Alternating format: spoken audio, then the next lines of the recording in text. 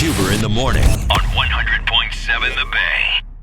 Good morning, and Morning. You are feeling better but sounding worse today? What's the status? Yeah, so everything's starting to move around a little bit, so I'm coughing more, I'm full of phlegm. It's just real nice. Well, I appreciate you being here. Miles thought it was just going to be he and I today, so he's a little upset. That's what he wanted. That is. That's what he wanted when he gave you that sickness on purpose. Last time I tongue kissed Miles. That's right. It is time for the radio sensation sweep in the nation. It's Huber in the mornings on this day on 100.7 The Bay. Well, that it is. Time to take a deep dive into February the 15th throughout the annals of history. Listen to clips, reminisce, all the while try to guess the year. And I've given up on guessing the year. Now it's you guys guess the year, and it's been significantly more fun for me. Thanks God you have a bunch of nuts at 410-584-100.7. 100.7. And that is the number to text with your guesstimation on the year in which the following occurred. It's all brought to you by our friends at Bayline X. They're located on Dover Road in Glen Burnie. You can head on over to BaylineX.com because Bayline X is where the professionals go. Bobby! Give him a call. Please do. All right, Dan. This is going to be fun. Today's On This Day has nothing to do necessarily with the Grateful Dead, but with big Grateful Dead fans, two dudes who like jamming tunes and smooth ice cream. That's right, Ben and Jerry. Ben and Jerry's On This Day, in a year to be discussed, introduce a new flavor, Cherry Garcia, named after the Grateful Dead frontman, Jerry Garcia. And where are you with crazy flavored ice cream? I mean, I love Ben and Jerry's. Yeah. I'm more of a half-baked kind of guy, half It's cookie delicious. dough, half brownie, all delicious. I hate how much I love Chubby Hubby. Ooh. It's so good. I don't try other flavors other than that. I gambled on that once, and I've stuck with it. Is there another flavor I should gamble on? Let me tell you why that made me laugh so hard. Because it's just like a conversation I just had with my kid. Where I go, well, you like food X? And he goes, yeah. I said, but you didn't know you liked it before you tried it. And he goes, well, yeah. I said, well, then why don't you try something else? Well, I don't know. I won't like it. And you're like, I tried this one and liked it, but that was it. I'm not going to try anymore. I don't like that you're just lumping me in with your child. You know what the difference is? That's my cash. Your kid is willing to burn your cash. I stepped out of my comfort zone once and really enjoyed it. But no. That positive experience would never have me do it again. I'm not willing to gamble $8 more on a pint of ice cream. Now, that is true. That's rude. That is true. It is not a cheap endeavor to get hooked on the Ben and Jerry's. When Mrs. Huber was pregnant with the boys, she went from never eating or liking ice cream at all to, like, I'm hitting 7-Eleven, like, on off hours trying to find certain flavors. Interesting. Mm-hmm. And now back to really not liking it again. Isn't that crazy? Come on, kid number 3. We can get the Ben and Jerry's addiction back up and running. The negative there is that I fell in love with it. And I never used to like anything but, like, I loved vanilla, black raspberry, which is still probably my favorite ice cream flavor, and not much outside of that. And now I'm a Chubby Hubby, fish food, whatever, man. It's so good. How's your self-control with a pint? So, it's funny you say that. I haven't had ice cream in a long time. But last night, I ate half a pint of Halo Top, which is like, I don't know, I guess somehow healthier. I don't know what it is. What a genius idea by a company. Like, we know these fat Americans are going to eat a whole pint. We'll say it's healthy. Well, the thing is, like, they put the calorie count on it. It's not like per serving. It's like, this is how much the whole pint is. So just do it, you pig.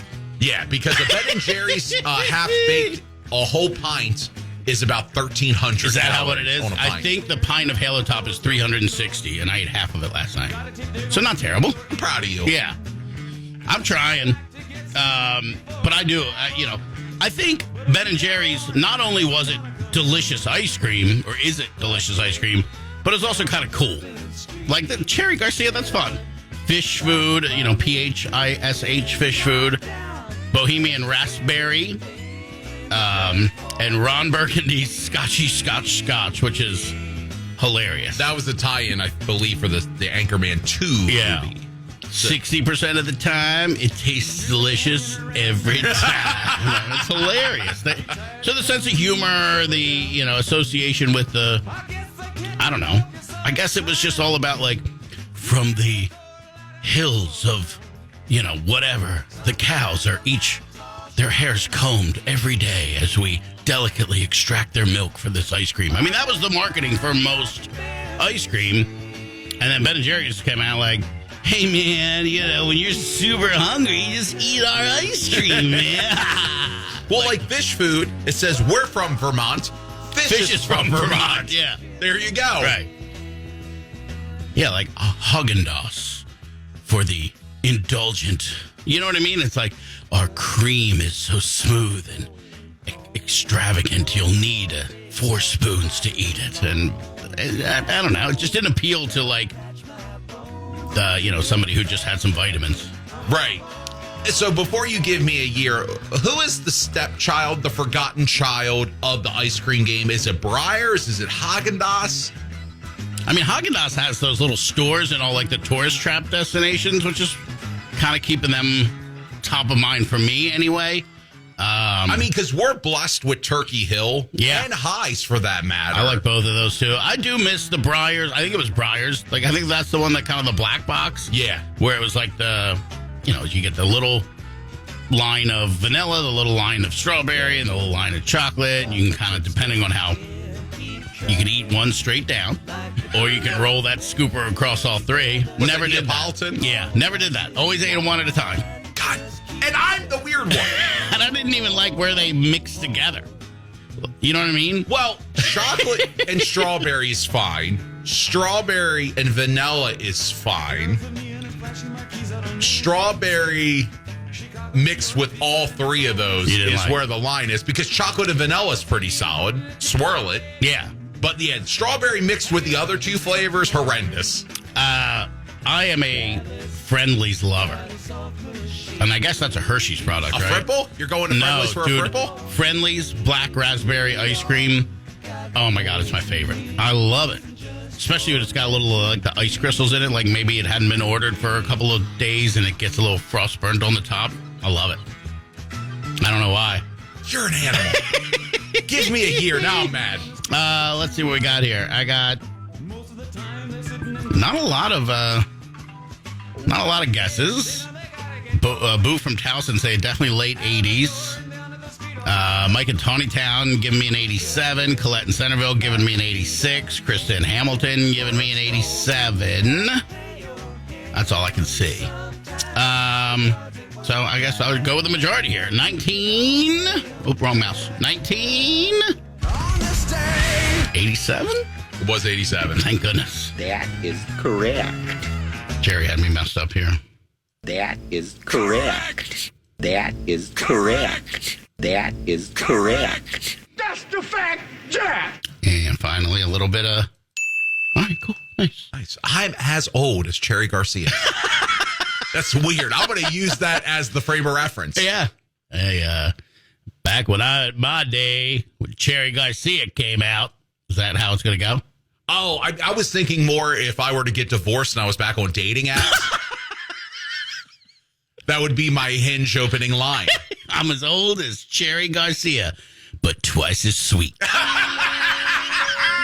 Coming up for part 2 of the radio sensation, Sweet to the Nation, we're going to talk about The Breakfast Club after the... Directed by John Hughes, this film follows 5 high school slackers as they bond during a day in detention. The Breakfast Club hits the silver screen on this day in a year we are about to discuss right now. It's a good hey there. Simple Minds didn't deserve that. I apologize. I mean, I know this is one of your favorites. I know John Hughes is one of your favorite directors. That is correct. I love a lot about this. Now, it leans heavy into stereotypes. It's kind of the basis of the whole, the jock, the artsy chick, the druggy guy. You know what I mean? Right. But I don't care. And the worst part is, walk into your kid's school and look around, and you can pick those people out. You can see it. High school is a very low-hanging fruit when it comes to stereotypes because you're still in that awkward period of just trying to find out who you are and what you want to be in life. Sure, and you want to bond with people, and a way to bond with people is to, if you find somebody who loves, The Cure, then you wear all black and you tease your hair, and you know what I mean? It's just like that's how you bond and show some sort of a belonging into a subgroup, and that's definitely what that age is kind of all about. I will say another thing about the Breakfast Club that I don't necessarily love is they all look 40 years old. Yeah. I mean, they're not convincing high schoolers. Children. No, not at all. And I don't know what age they were at that point, but man. Like, I'll walk by, I'll go to Towson, and I'll see some Towson University students walk by, and they look like they're in middle school to me. I mean, I know I'm that old now, and then you watch the Breakfast Club, and it's like, I think that dude just fixed my car at Jiffy Lube. Yeah, Emilio Estevez gives off, he is 25, coming back to that particular high school doing donuts in his Pontiac Fiero. Hey, what are you, a sophomore? Do you? But it is cool how they, break down the barriers and realize they all have screwed up lives, yada, yada, yada. Which character were you? Oh, that's a good question. Man, I never really thought about it that way. I definitely wasn't smart enough to be the geeky kid. Definitely wasn't cool enough to be Judd Nelson either. Right. Definitely wasn't sportsy. I'm probably the, I can't remember her name, the girl with the black hair, though. Ali Sheedy? Yeah, that's probably who I was, yeah. But I wasn't as quiet. I went the other way. I went loud. Yeah. The quiet girl was the one that I absolutely loved and refused to talk to. Right. Because I was 260 pounds. It's not like saying I'm like 100. But that was your crush, your high school crush. Oh, yeah. And the rich girl, Molly Ringwald's character, I mean, has to be the basis for Mean Girls and what an iconic B. Right. But then also vulnerable at the same time. Right. We're all just looking for love. Right. Except I drive to school in a Mercedes. The over-the-top meanness of the teacher, too, is a little extreme. But, I mean, it's a movie. It's got to be a little bit extreme, right? Right. And what about this song? Does this hit you good or no? I mean, for this movie, yeah. I don't know what this song does without that movie tie-in. Because it's an okay song. It's a very 80s song, but it lives in infamy because I picture the end of this film every time I see... I picture the end of this film every time I hear this song. Oh, every time I leave the bathroom, don't wash my hands. Don't you? Fist in the air. Least favorite part of the Breakfast Club for me? Those untied boots. He's going to kill himself. He's got to tie those boots. Why did he tie those boots? I did that costume once. Tied my boots. Couldn't do it. Oh, my God. Couldn't do the untied boots. Halfway through the night, just said, I've had enough. Your age is showing. Got to tie those boots. Get off my lawn. By the way, if you ever want an 80s Halloween or an 80s costume. Right. Jeans, a comfortable shirt, a big coat, some fingerless gloves and boots. Doesn't get any more comfortable for an 80s outfit. Because most of the time you got to wear fluorescent or tease your hair or something. But go in that character, so comfy. Do you think I'm going to go to a Halloween party? My wife just had to tell a mutual friend of us I'm not going on a couples trip in April. Right. So that's not happening.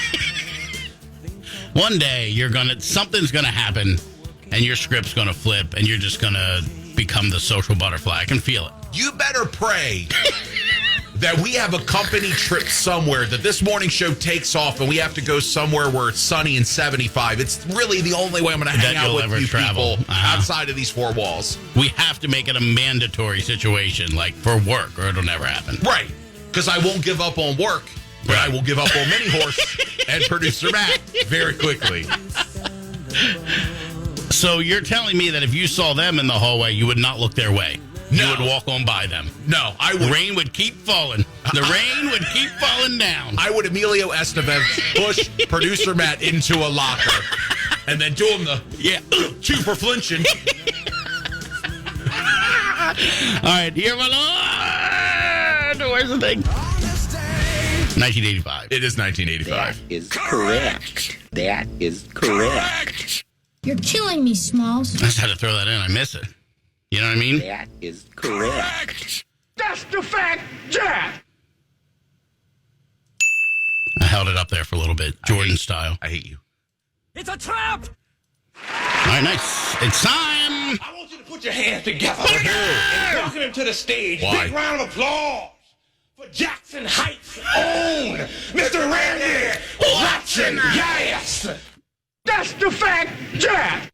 Now you're going to have to go cough after all that stuff you stirred up there.